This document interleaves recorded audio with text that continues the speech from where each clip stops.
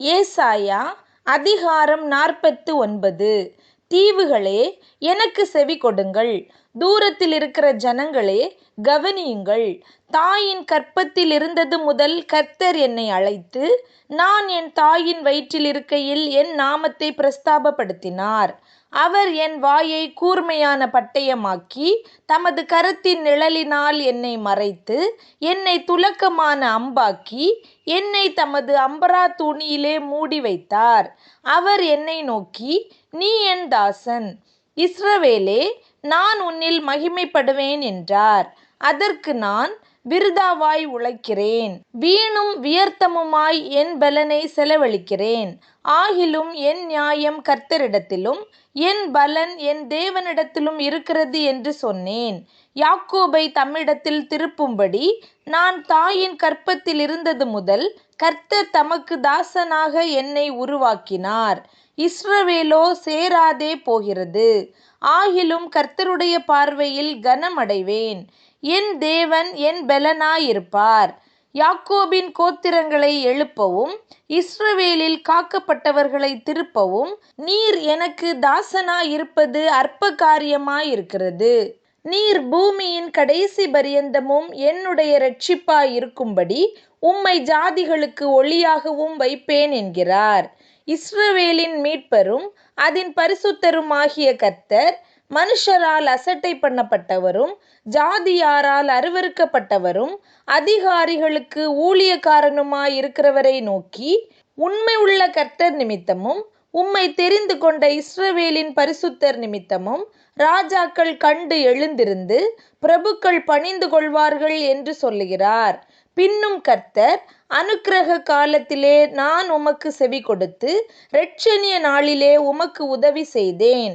நீர் பூமியை சீர்படுத்தி பாழாய் கிடக்கிற இடங்களை சுதந்தரிக்க பண்ணவும் கட்டுண்டவர்களை நோக்கி புறப்பட்டு போங்கள் என்றும் இருளில் இருக்கிறவர்களை நோக்கி வெளிப்படுங்கள் என்றும் சொல்லவும் நான் உம்மை காப்பாற்றி உம்மை ஜனங்களுக்கு உடன்படிக்கையாக ஏற்படுத்துவேன்.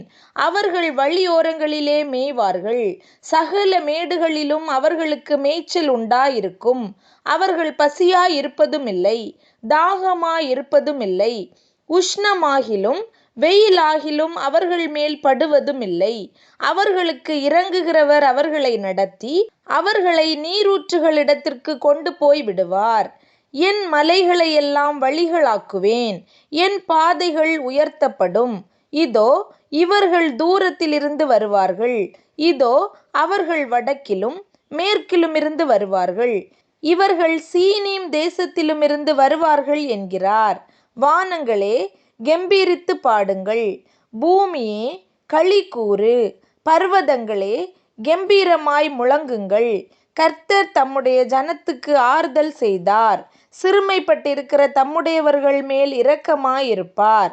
சீயோனோ, கர்த்தர் என்னை கைவிட்டார், ஆண்டவர் என்னை மறந்தார் என்று சொல்லுகிறாள். ஸ்திரீயானவள் தன் கர்ப்பத்தின் பிள்ளைக்கு இரங்காமல் தன் பாலகனை மறப்பாளோ? அவர்கள் மறந்தாலும் நான் உன்னை மறப்பதில்லை. இதோ, என் உள்ளங்கைகளில் உன்னை வரைந்திருக்கிறேன்.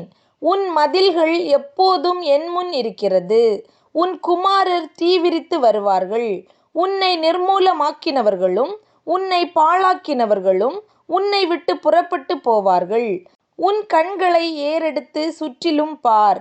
அவர்கள் எல்லாரும் ஏகமாய் கூடி உன்னிடத்தில் வருகிறார்கள்.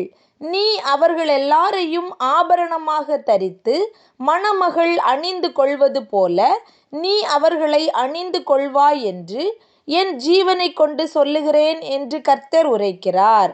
அப்பொழுது உன் வனாந்தரங்களும் உன் பாழிடங்களும் நிர்மூலமான உன் தேசமும் இனி குடிகளின் திரளினாலே உனக்கு நெருக்கமாயிருக்கும்.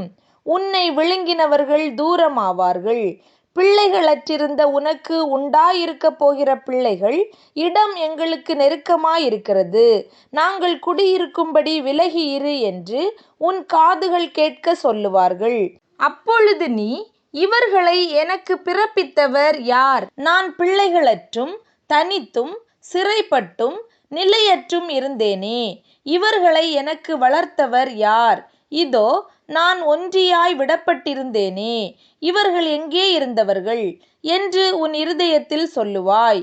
இதோ, ஜாதிகளுக்கு நேராக என் கரத்தை உயர்த்தி ஜனங்களுக்கு நேராக என் கொடியை ஏற்றுவேன். அப்பொழுது உன் குமாரரை கொடுங்கைகளில் ஏந்தி கொண்டு வருவார்கள், உன் குமாரத்திகள் தோளின் மேல் எடுத்துக்கொண்டு வரப்படுவார்கள் என்று கர்த்தராகிய ஆண்டவர் சொல்லுகிறார். ராஜாக்கள் உன்னை வளர்க்கும் தந்தைகளும் அவர்களுடைய நாயகிகள் உன் கைத்தாய்களுமாயிருப்பார்கள். தரையிலே முகங்குப்புற விழுந்து உன்னை பணிந்து உன் கால்களின் தூளை நக்குவார்கள். நான் கர்த்தர், எனக்கு காத்திருக்கிறவர்கள் வெட்கப்படுவதில்லை என்பதை அப்பொழுது அறிந்து கொள்வாய். பராக்கிரமன் கையிலிருந்து கொள்ளை பொருளை பறிக்க கூடுமோ? அல்லது நீதியாய் சிறைப்பட்டு போனவர்களை விடுவிக்க கூடுமோ?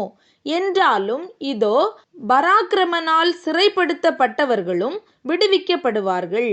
பெலவந்தனால் கொள்ளையிடப்பட்டதும் விடுதலையாக்கப்படும். உன்னோடு வழக்காடுகிறவர்களோடே நான் வழக்காடி உன் பிள்ளைகளை இரட்சித்து கொள்ளுவேன். உன்னை ஒடுக்கினவர்களுடைய மாம்சத்தை அவர்களுக்கே தின்ன கொடுப்பேன். மதுபானத்தால் வெறி கொள்வது போல் தங்களுடைய இரத்தத்தினால் வெறி கொள்வார்கள். கர்த்தரும் யாக்கோபின் வல்லவருமாகிய நான் உன் இரட்சகரும் உன் மீட்பருமாயிருக்கிறதை மாம்சமான யாவரும் அறிந்து கொள்வார்கள் என்று கர்த்தர் சொல்லுகிறார்.